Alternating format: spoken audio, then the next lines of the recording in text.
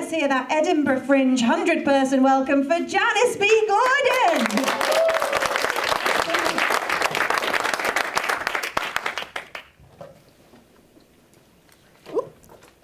I'm falling out.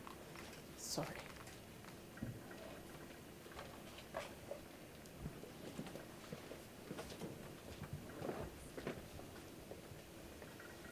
I'm just taking a look because you're all looking particularly attractive. And I'm going to tell you why I said that. But today I'd like to share with you Scale Your Sales. Scale Your Sales enables you to grow your business. This is based upon my sales and business experience and helping businesses to really accelerate their revenues. Now, Scale Your Sales is made up of 3 blocks, and the first is motivation, productivity, and then the third is attraction. So how many of you here would like to be more motivated? Yay! Or perhaps more productive? That's useful in growing your business. And then attractive, even more attractive than you are now. It's possible, and I'm going to show you how. So attraction is made up of three main areas, 3 elements, and that is engage, educate, and elevate. I'm going to explain a lot more about those 3 elements because that's the area that I really want to focus on today. And the reason why these areas are really important is because it's important to attract the people you want in your pipeline. It's important that they come to you. And actually, some of you might start to think, actually, Barnaby's stolen my speech, but he's done a fantastic introduction. Attraction's really, really important because when you sell yourself, no one's really interested in you, as Barnaby said. They're interested in what you can do for them. But not only that, there's 100% of your customers that are now online, as Barnaby said, and that's where you need to be. 75% of B2B buyers and 80% of executive buyers use social media to make their purchasing decision. Not only that, they are the most influential people within the company, but also they have bigger budgets and they purchase more often. Now, you've heard of the 6 degrees of separation. Well, Facebook did some research and it's now down to 3.5%, 3.5 people. So, 3.5 connections to get to Donald Trump. How about that? I don't know what you'll do with the other 0.5. 8.7% of your revenue, your gross revenue, comes from your existing customers. That compares to 0.8% that comes from new customers. So it's really important not only to engage your new customers, your prospective buyers, but your existing customers. And then 80% of B2B social media leads come through LinkedIn, which is a really powerful platform for you to use as businesses. So it's really important for you to engage. If you want to influence the influencers, you need to be social. And in order to be social, this enables you to really scale your sales. You see, let's talk about engagement. 70% of, I think you said 57%, but around 70% of your customers are actually looking online for your services. And if you don't get onto their shortlist, then you're not going to get the opportunities that you're looking for because they're out there and they're searching for you. But if we look more deeply at online engagement, I'm focusing on that because I figure most of you have been speaking from the age of 2 or 3, so I think you've got the face-to-face engagement down. So online is where it's at. And often people have trouble with this, but you know what? it's no different online or offline engagement. The things you would do offline, you amplify that online. That's all it is.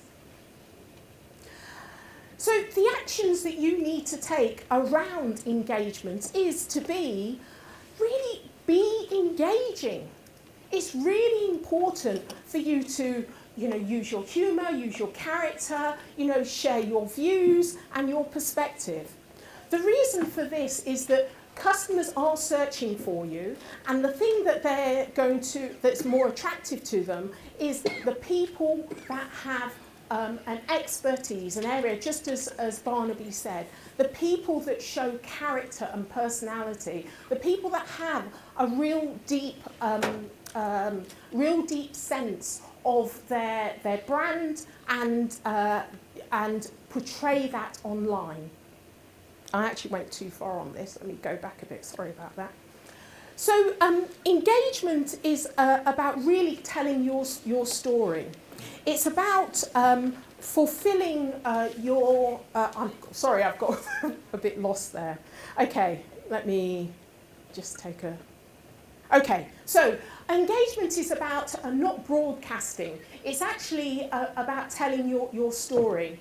Engagement is about being found. The more that you sell yourself, the more you put other people off. You don't become attractive. You're quite the opposite. You know when people you're selling and you're really projecting and you're broadcasting, people are stepping away where you're stepping forward. So that's the worst thing that you can do. So engagement is actually about really understanding who you are and your personality and allowing yourself to be found. Rather than focusing on selling yourself and your business, focus on being found. Because 70% of people are out there searching for your service, searching for what you can do for them. So it's important to be found. So your profile is, like Barnaby said, is your shop window. If you're able to be found, then your job is to make sure when they find you, it's clear about what you do for them. It's clear about what difference you make. It's clear about the results that you can achieve. So your social platforms is a window to bring them in, to attract them in, and when they find you, then they're clear about what you can do for them. You get onto their shortlist. Now, thought leaders are experts that are notable, that have a defined area of research or something that's credible, their experience, their perspective. So what that you want to make sure they can do is actually find you for that expertise. The actions in engagement is actually to make sure that you'll find... sorry, I'm really messing this up, excuse me. To make sure that you draw them in, that you're attractive and that you're engaging. You use your sense of humour, you're fun and characterful in the posts that you put out there. It's important to actually be yourself. Offer help. So I often say to people, if there's anything that I can do for you, please let me know. And it may be 6 months or so down the line. Take offline, online, and online, offline. Remember that, that it's significant dates. So people love it when you show them attention. So actually remembering significant dates is really something that's very easy to do because LinkedIn sends you the information. So make sure that you get in there first. Follow up on the follow-up. Engagement is being proactive. So make sure that you do that. And create inspirational quotes. So often we repost other people's famous quotes, but what about your own? You've got a unique perspective, so it's important to actually show them your view, your expertise, sharing your knowledge. So engagement is really about being engaging. The things that you would do to attract people to you in the face-to-face environment, you do that, the very same thing online. So I remember when I went to a Chamber of Commerce event. This was about 2 years ago. London Chamber of Commerce, and it was the outgoing chair, Willie Walsh. and he was giving his closing address. So I went into the room, and it was very much like this, had round tables and canapes and drinks before we were called in to hear Willie Walsh. And I remember there was a table on this side of 7 men sitting down and 1 seat left. So I approached the table and went across and sat down and said, room for a little one, as I was sitting. So they actually had no choice. And the men on this side were absolutely incredulous, like I'd brought in a bad smell. And the men on this side were, oh, black woman sitting down on her own, what's going on? So I launched in and I complimented them on their ties and said what I thought that said about their character. So I went along in turn, and we were all having a laugh on the table. So much so that the grumpy old men wanted to get involved and said, well, what about my tie? What about mine? What does that say? Soon after, we were called into the auditorium to hear Willie Walsh. And I jumped up and thanked them for the conversation and said how much I enjoyed it and walked off. As I walked off, 3 of the men ran up to me and said, can I have your business card? I'd like to contact you afterwards. Now, I gave very little information about what I did. Every time they asked me, I batted it back to a question about them. So they had very little information about me. But one of the people that requested my card was the grumpy old man. So there we went in and listened to Willie Walsh. So the second area or element of attraction is educate. Educate. So we've got engage and now educate. So it's really important to educate your customers, your buyers, your influencers. You educate them based on your font of knowledge. What do you have that's unique and different? Whether it's your experience, whether it's the research, what is it that you have in your font that you can offer that no one else can offer? What is it that you can do that no one else can do in the way you do it? And it's got to be something that's well defined so that people can recognise it as belonging to you. So it may be a system, a model, a process, a piece of research, your specific view on your font, on your piece of knowledge. The idea is to become an expert in your own field if you define your font of knowledge well enough. When you become an expert in your field, what happens is other people will refer to thought leaders, and thought leaders are simply experts that have a notable font, a notable area of expertise. It's other people referring to them. And an expert or a thought leader, they will be paid more. And this is how it works. A thought leader is paid more because your buyers, your influencers, your customers will do the research. And there'll be a number of people that are on the short list. And then they need to go and look a bit deeper, and they're looking for differences. So it's important when you're putting your profile together that you're stating the differences, because that's what people are looking for. What's unique and different about you? So it may be that some of the people on the shortlist has written a book, and it may be that one of them has also got a white paper of original research. That research may be surveying 100 customers. Now those customers may be of relevance and interest to that particular buyer, booker, their audience. It's an original piece of research, and they want to investigate that further. So they're looking for relevance, and they're looking for something that's unique and different, that differentiates you. If that's what they're looking for, that's what you need to provide them with so that they can choose you as the expert thought leader. Because you've got something that no one else has got, then you can ask for a higher fee because they want you. Once you find the buyer, the influencer wants you, then you have a higher fee. So that's really how it works. If you have your font of knowledge, your defined area of expertise, when you're building your relationship with your customer, when another competitor comes in, the customer themselves will think that that product is inferior because they don't have a relationship. So it's all around the relationship that you have with your customer and your buyer. Because you have the relationship, they consider you to be the expert and premium. Because the competitors don't have the relationship, they consider their product to be inferior or standard. You see, by having that expert status, by having that font of knowledge, you almost create a bit of a barrier to other people getting in on your space. But it all starts with you building the relationship and engaging first of all, and then going in with education. So going back to my story, when I had a coffee with 2 of the 3 men that connected with me on LinkedIn, I then went into kind of my education mode. But it's important for me to leave something that they will remember to go forward and help them to fulfill their particular objectives and goals.